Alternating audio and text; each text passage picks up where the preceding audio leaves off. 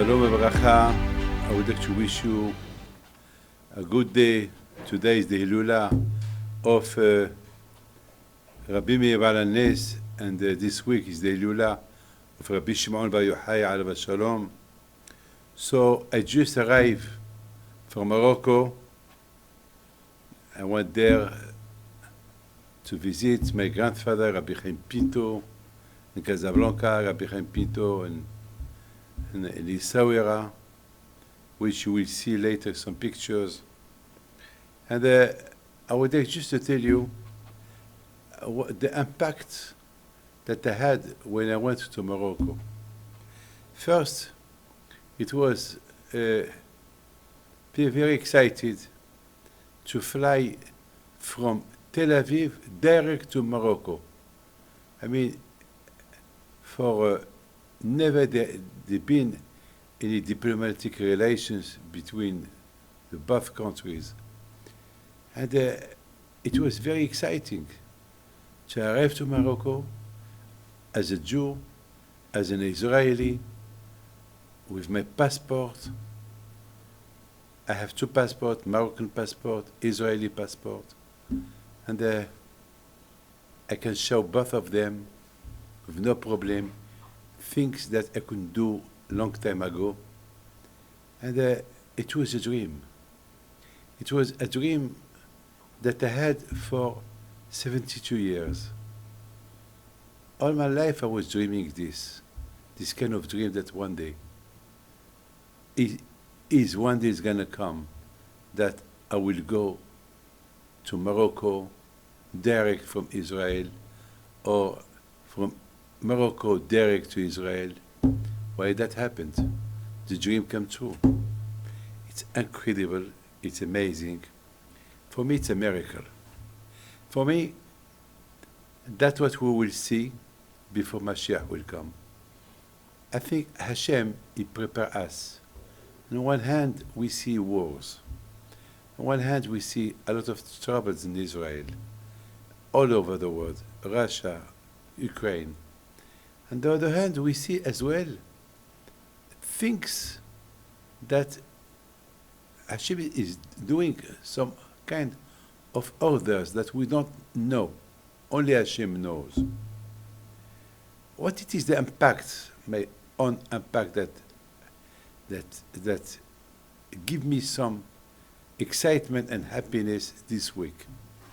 First, this is the first time that I was open with my grandfather.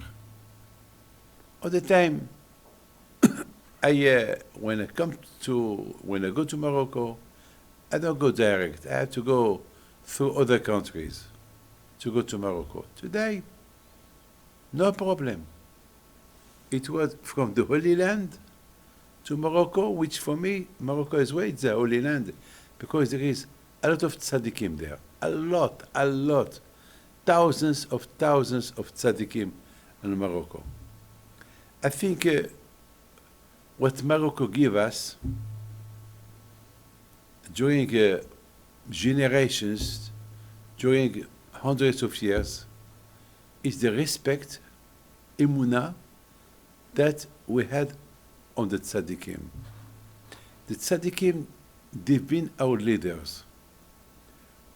It's not like for some other countries that the Tzadikim, they had no power with the community. In Morocco, the Tzadikim had the power. You know that in Morocco, the Tzadik, he can give an order that if there is a Jew who does something bad, he can put him to jail. He can call the police, Moroccan police, because the kings of Morocco, they were so kind to the Jews, so they give them the power that whatever they decide, it will be accepted. You will never believe this, but this is true. The rabbis in Morocco, they had that kind of power. So the people, they consider the rabbis not only as their rabbis, their leader, like their kings, but respect. Because the rabbis, they did not look for glories, for honor. They look only for the goodness for the people, what is good for the people. They did not take care of themselves. Look Rabbi Chaim Pinto, my grandfather. My grandfather, alav shalom, every Friday, he will go with some people knocking at doors from house to house to collect food for the poor people. Who can do that? Who can do that?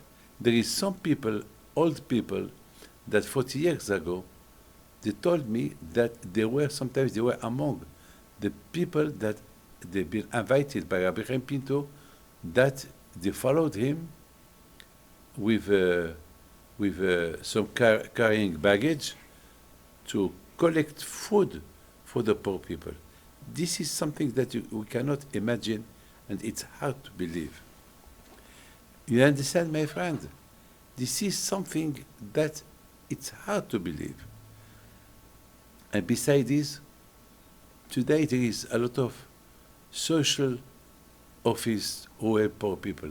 At that time there was no offices for cooperation to help people who need food, who need money, who need to pay rent.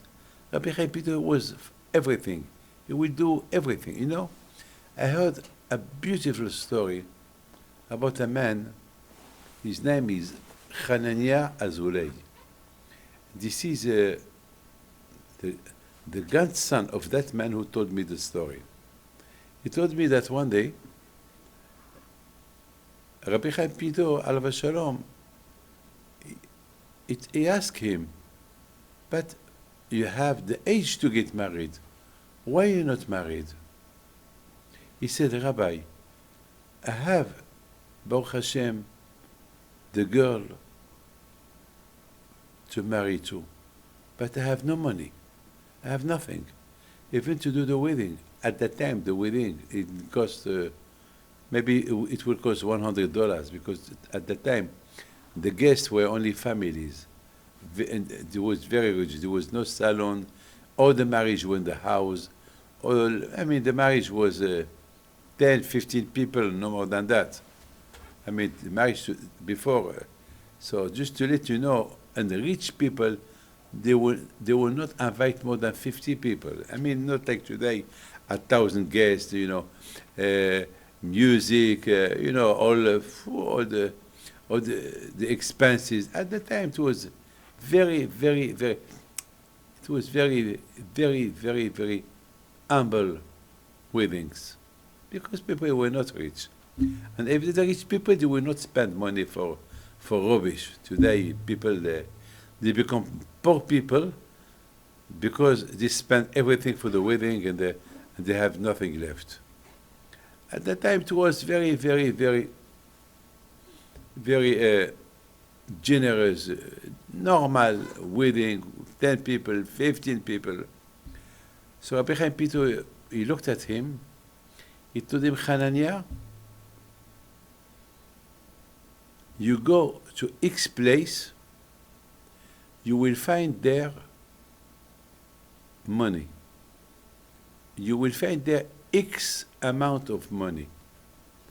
And then bring me that X amount, and I will give you what you need.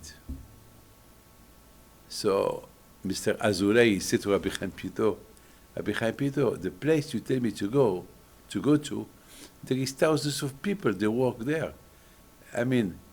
That kind of money, anyone will find it, he will take it. So Rabbi Chaim Pinto said, don't worry, no one will take it. So he asked Rabbi Chaim Pinto, but maybe poor man, the one who lost it, he will come to look for it. So he told him, anyway, that money, it doesn't belong to him, because that man as well he stole it from somebody. So that somebody, we don't know who is. So that money, it doesn't belong to nobody. It's yours. You take half of it, and half for the poor people. He went. The grandson, he heard that story direct from his grandfather about 50 years ago. So he went and he found, a small wallet. He opened it, there was their money. He came to Rabbi Chaim Pinto, and Rabbi Chaim Pinto told him, half for you and half for the poor people. Well, my friend, when you hear that kind of story, what else you have to say? That's the way the rabbis in Morocco, they were behaving with their community.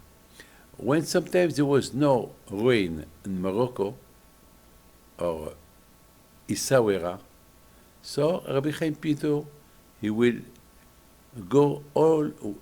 invite all the community to go outside the city and to pray to Hashem for the rain. And always their prayer was accepted. My friend, they were so connected to Hashem. Retzon Yere'av Ya'aseh. Because the Tzadikim, they respect Hashem. Whatever they ask from Hashem, what Hashem accepts, because Hashem as well. He see them how they served him. I mean, this is something that we've been, I would like to tell you a personal story. I remember when I was a baby, 8-year-old, 7-year-old, I will never forget when I needed something, I was a baby, I was a boy, I was a child, but I heard so much about my grandfather, my grand-grandfather, about my grand-grandfather, how they were acting with the poor people, and I saw my father, how he was helping the poor people. So I want you to do as well, the same. So since I was a baby, I was doing chesed, tzedakah, ma'asim tovim. It was in my ADN, to help people. I mean, this is, for me, money has no value because it's not mine. Because Hashem give you the money to spend it, not to burn it, to do good things with it. I mean, there is people who they give too much value to the money just to keep. So what value it is? You just keep it. You don't take advantage on your money. Other people don't take advantage. So this money has no value. No value. You know what it is a value? When you invest your money, and that give you give you benefit. David HaMelech said, Pizer natan ha'evyonim v'tzidkato omedet la'ad. David HaMelech said, you invest your money with poor people, and then you have the benefit for all life, all generations. My grandfather, Rabbi Chaim Vital, said that a man can do all kinds of averot, and he will lose all the mitzvot that he did. One mitzvah he will not lose. What mitzvah? Tzedakah. When you do tzedakah, you don't lose the mitzvah of tzedakah. Never you lose it. The mitzvah of tzedakah is so strong that you can never lose it. My friend, Rabbi Chaim Pinto alav shalom, that was his life. So I was telling you, when I was a baby, I remember, sometimes I needed money to help somebody, and I used to go to the cemetery to pray to Hashem, to pray with the zichut of Rabbi Chaim Pinto that something happened. And I'm sure that always that happened. One day, I went to one bar in the Essaouira to collect some money because I promised a family to buy them something like a fish or chicken, because they told me they didn't eat chicken, fish, meat for weeks. They only had bread.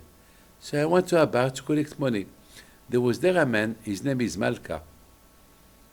I forgot the first name. And he was playing, cards, and he was losing. So when I went to ask him some tzedakah, he was so angry at me, he gave me, boom, he gave me he hit me.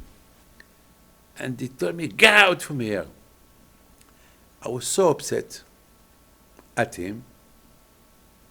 So I said, well, maybe now he's losing. I will come half an hour later. I came half an hour later, he was losing more. So, all his anger, he put it on me. And he took me, I was a baby, he took me, threw me out of the bar. He was a driver. He has a truck. He used to go every 2 days from Essaouira to Casablanca. So I told him, Mr. Malka, you will never, your car will never go where he is now, it will be stuck. The engine will not, there will be no start. And he got angry, he ran after me. I ran, he ran, but I was a baby. Baruch Hashem, I ran more than him. I went very, very fast. That was, something that, I don't know what happened to me, that I told him what I told him. So the people that, when they heard me talking like that, they told him, when are you going to go to Casablanca? He said, well, tonight. So they told him, well, we stop playing games now. We do a bit. If your car starts, all the money that you lost, we give you back. But if the car don't start, that means that you lost once and you will lose again, you give us the double. He was so sure that I was stupid. He was so sure that my words are nothing, and he will put the key and he will start and he will go. He was sure that everything is going to be good. So I told him, oh, it's a good bit, let's go now. But give me a few minutes to go home, to take my luggage, and to call the one who come with me, and that's it. From the place where the car, the lorry is stopping, from there I go to Casablanca. Well, people were exciting. There were a lot of people who went behind him to see what's going to happen. Is the car will start, will not start? They did not know what's going to happen. Anyway, at midnight, now I was home, I was sleeping.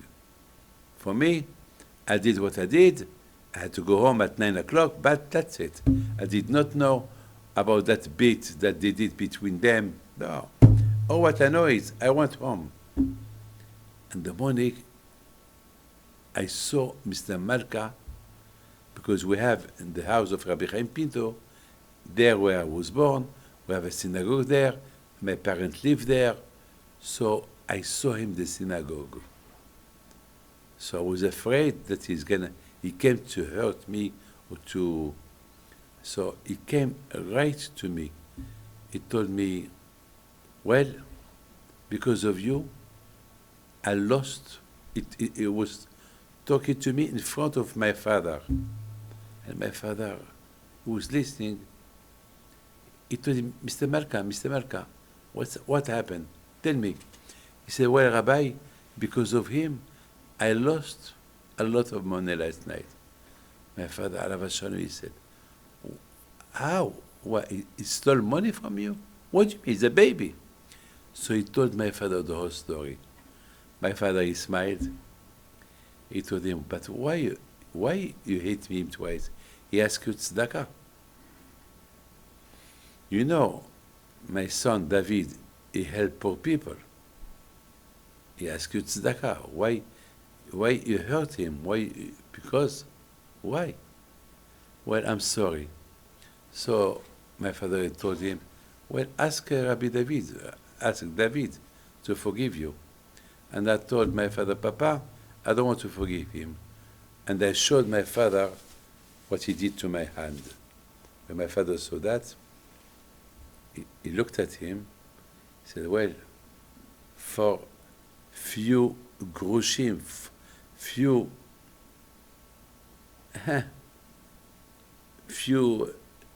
pieces of money you do that.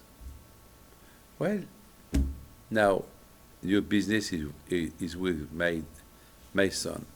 And I told him, no, I don't want to forgive him. And that car, no one will repair it. It will be there. I don't know, I was what a big courage I had to talk like that.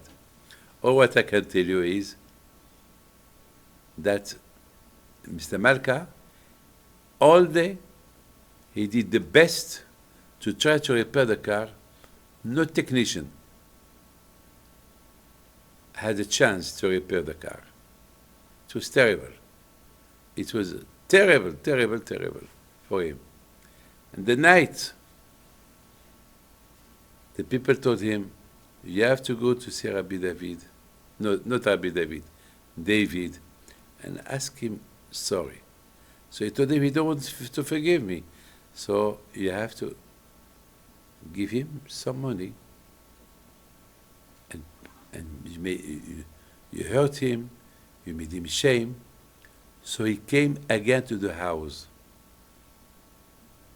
So my father, he told him, I told you already yesterday, I cannot help you. You have a problem with my son, you have to make an arrangement with him. So I was not home. I was outside. So he was looking for me. There was nowhere to go. I was in the Mela, one street. So he asked, Baba. I was sitting by somebody. And then he came again. He told me, David, I give you this and forgive me. So I told him, no. I want you to ask me pardon in the bar in front of everybody. You made me shame in front of everybody. Because of you, they will not respect me anymore. I want you to ask me sorry in front of them. That's what he did. I went to the bar full of people, and then he stand up, and he bought me a Pepsi Cola, and then he bought me a sandwich. I'll never forget, fish with piquant, I remember. And then he gave me some money. So he told me, now you forgive me? I said, I forgive you on one condition. I want you to drive me. I never talk in my life. I never was sitting next to a driver. And I want to sit next to you, and I want you to drive me in Essaouira. He said, now? I said, yes, now. I promise you, you will never believe what happened. All the people, they came after me, after him. We went to the place where the car was stopping, and where he was parking, and then it's incredible. He helped me to go up because the trucks, the lorries are very, very high. I was a baby. And that's it. And I felt myself very comfortable. And I told him, with the zichut of Rabbi Pinto, you drive. He put the key, boom, and he starts. Can you imagine the people, how they were so happy? They knew the strength, the Emuna of Rabbi Pinto. The Emuna, if you ask me How I did, I don't know. I don't know. You can ask me, what happened? I don't know. I don't know. It's the Emuna. Emuna is it's like you have 10 fingers. You don't have 9, you don't have 10, 11. You have 10 fingers. Emuna is something that it's on ourselves. It's something on us. It's like it's a part of our eyes. It's a part of my fingers. It's a part of everything. I mean, in me, I see Hashem everywhere. Hashem is everywhere. So I believe in Hashem. Okay, I don't see Hashem. But His presence, it's everywhere. That's it. I don't have Emuna only on Hashem. I have Emuna on Tzadikim too. There is a lot of people. They believe only on one tzaddik, and the rest of the tzaddikim, they put them on one side. They are not correct. Of course, you can have only one rabbi, but when it comes to Emuna, you must have Emuna on all the tzaddikim, because all the tzaddikim are together. You know, my friend, today is the Hilul of Rabbi Meir. Today, all the tzaddikim up there are with him. Otherwise, he will be bored to be alone. The tzaddikim and Gan Eden, they are all together. All together. The Lubavitch Rebbe, he's not only by himself, or with Baal Tanya, or with Baal Shem Tov. He is with Rabbi Chananya Pinto, everybody. This is Emuna on tzaddikim. My father, Alav Shalom, every day he will light 50 to 60 candles of tzaddikim all the time. So I cannot explain how this happened. The car stopped, the car start. Well, this is something that I cannot explain to you. For me, it's something that it's like normal. You know, it's like a baby in the house, when he cry, he knows that his mother, she will feed him. He knows. He knows when he cry, the mother, she will hold him. He knows if he cry again, that means he wants to eat again. And he knows that his mother will come. Well, this is the way how I believe in Hashem. I know that whatever I want, there is only Hashem can give it to me. That's it. You know, my friend, this is something that I cannot explain you. When Hashem said, "Do bdikat chametz," why I have to search for the chametz? What's a big deal to eat chametz on Pesach? Why? We can remember all what happened to us. We can take a matzah and put it on the table to remember that our parents, they eat, dry bread. That's it. Why Hashem? He wants us to do a fight to the chametz. Why? To do a big fight to the chametz. There is no chametz in the house. Even you're not allowed to look at it. And you're not allowed to eat it if you had a chametz in the house. You're not allowed to eat it after Pesach, unless if you've sold it. Like today, we sell all the chametz that we have, so we can use it after Pesach. If you don't do the selling, you are not allowed to eat that chametz in the house.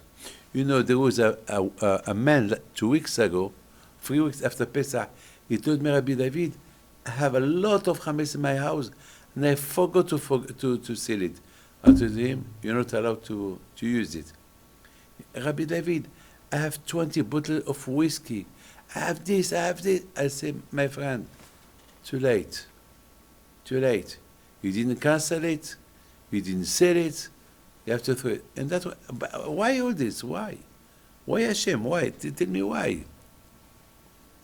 And besides this, we have 2 weeks of slavation.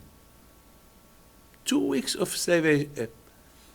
slavation in the house to clean it, ba ba ba ba ba ba ba ba. I mean, we all feel how our parents, they were slaves in Egypt. 2 weeks or 3 weeks of starvation, to clean, to take, ba ba ba. How? Why? My friend, this is the way. There is no answer to that question. Hashem, he asked to do that, that's it. Hashem, he give us mitzvot that we don't understand. Why to do those kinds of mitzvot? Like a woman, that she need to go to the mikveh, only a mikveh. If she don't go to the mikveh, she can stay. She can stay in the douche for 1 week. Water coming on her, she will remain impure. Only if you go to the mikveh. Why the mikveh? Well, Hashem said the mikveh. That's it. Why we're not allowed to eat not kosher food? What the problem? Not to eat not kosher food. What the problem? Everybody is eating the kosher food. Why I'm not allowed to eat kosher food? Well, because Hashem said, don't eat kosher food. That's it. I'm not allowed to eat not kosher food. That's it. It's a law. Hashem asked. My friend, this is something I have to feel like I was in Egypt. How can I feel? I've never been to Egypt. How can I feel? Well, if Hashem said, you must feel like you went to Egypt. But how? Well, my friend, if really you have the willing to respect what Hashem said, you will feel it. You will feel that you are part of those who were slaves in Egypt and they went out of Egypt. It depends on what it is your relationship with Hashem. Look, my friend, all night we sleep. You sleep, and Hashem, he don't sleep. Hashem shomer. Hini lo yanu v'lishan shomer Israel. You sleep, Hashem doesn't sleep. He look at you. And the moment you wake up, you breathe, you see, you hear, you walk. How many thanks you have to say to Hashem? I know a lot of people that Dominic didn't wake up, or some people that they've been paralyzed. I know some people that they were blind. I know some people that suddenly they had something very, very bad. So what do we do in the morning? Modi. Thank you, Hashem. What do you mean, thank you, Hashem? I mean, he saved your life while you were sleeping. You know, last week, my friend, we saw the biggest miracle of miracles last week. I saw a man. He swallowed a piece of meat, and that's it. That's it. He was dying. We saw him dying. And then a steward, just listen to this. A steward, somebody who served. It was that story happened in the hotel where I was.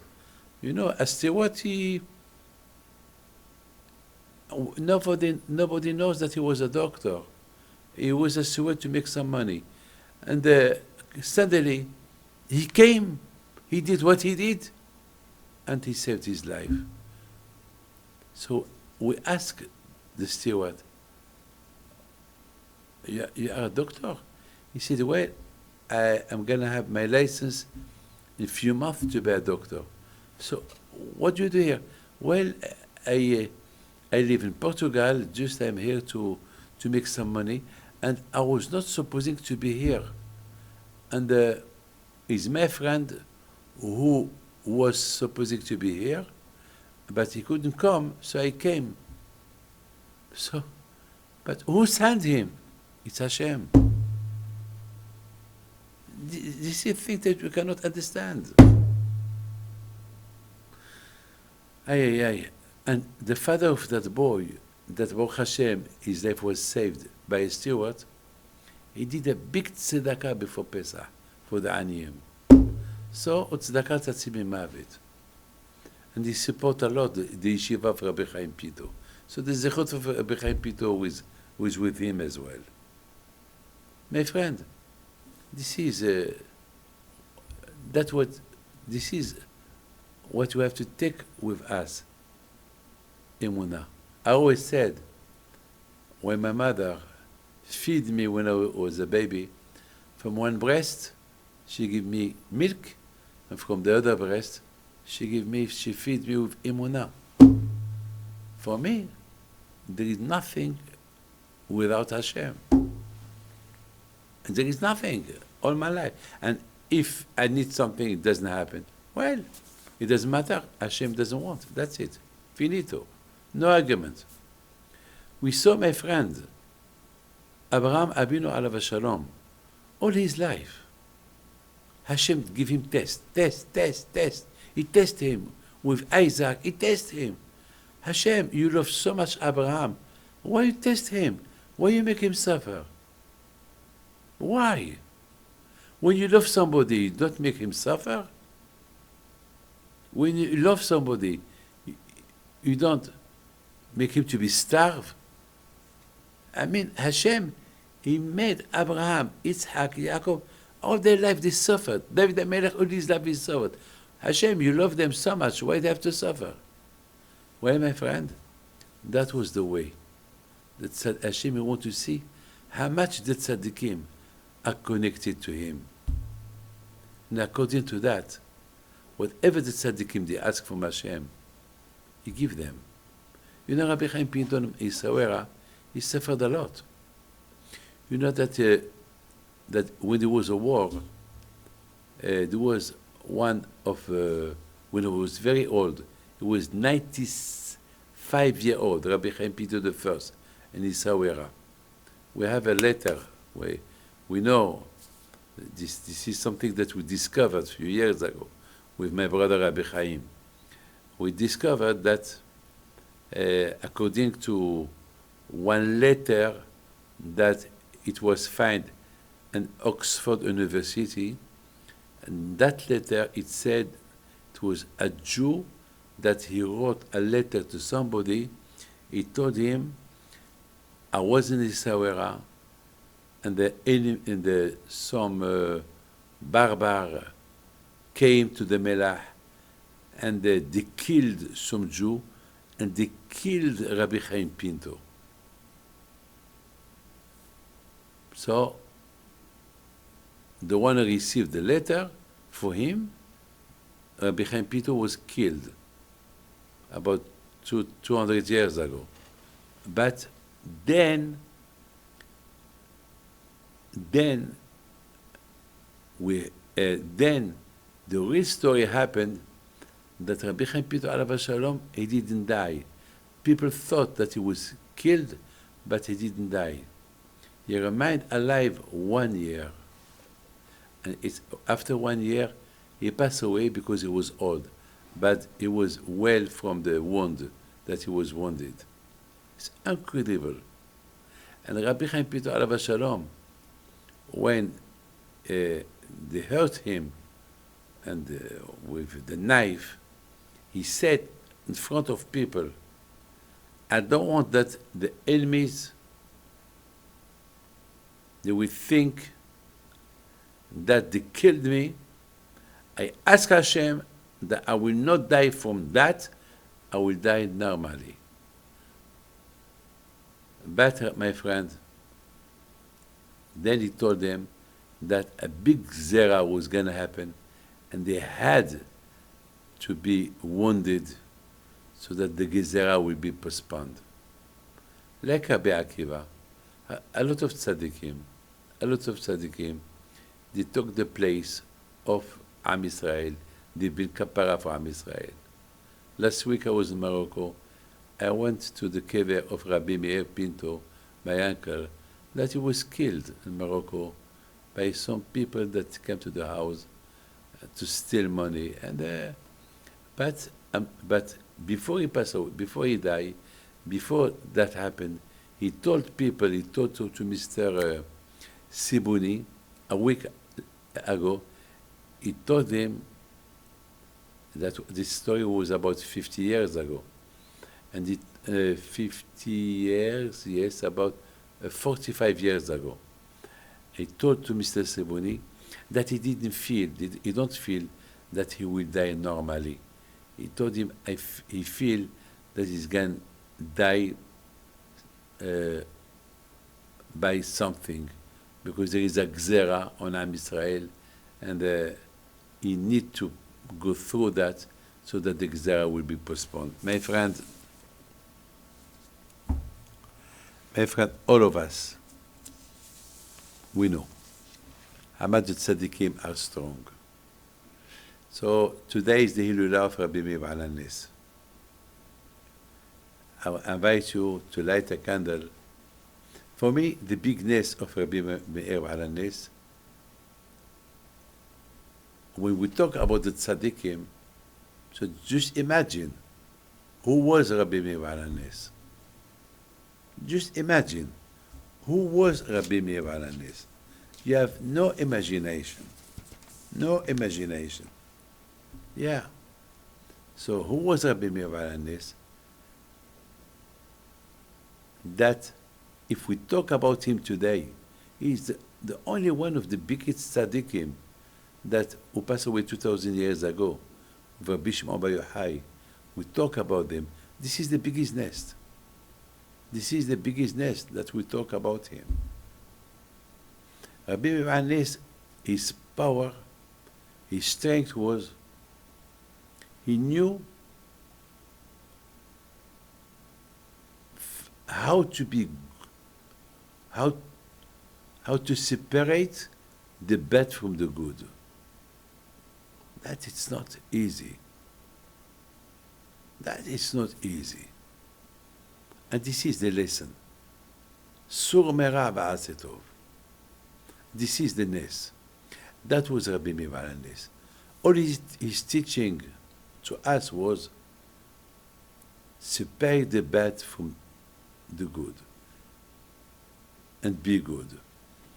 How do we know that? Because his rabbi, he had two rabbis, Rabbi Akiva and Elisha ben Abuya. Rabbi Akiva, he was a big tzaddik. He was like Moshe Rabbeinu. But he has another rabbi, Elisha ben Abuya. And Elisha ben Abuya, he was a big tzaddik at the beginning, and he became a big rasha. And he was studying Torah with him. And the rabbis asked Rabbi Meir Baal HaNes, why you study Torah with that rasha? He told them, well, I have no choice. He has a lot of connaissance. He has a lot of there's a lot of Torah that he knows that I can study from him. But I know that in the Torah that he teach me, he mix it with bad. So I know how to take the bad and to keep the good. This is the nes, because it's not easy to take the bad from the good and to use only the good and to throw the bad. Well, this is the lesson of Rabbi Meir Baal HaNes, and this is the nes. The nes, if we have the success to separate the bad from the good, this is the biggest success of our life. And that was Rabbi Meir Baal HaNes. I would like to wish to all of you happiness, bracha, v'atzlacha, with the zechut of Rabbi Meir Baal HaNes be with you. Amen, karatzon. And the zechut of Rabbi Chananya Pinto be with you. Amen. Hashem bless you. Thank you. And now you will see few pictures, few film from Morocco. Hashem bless you. Toda rabba.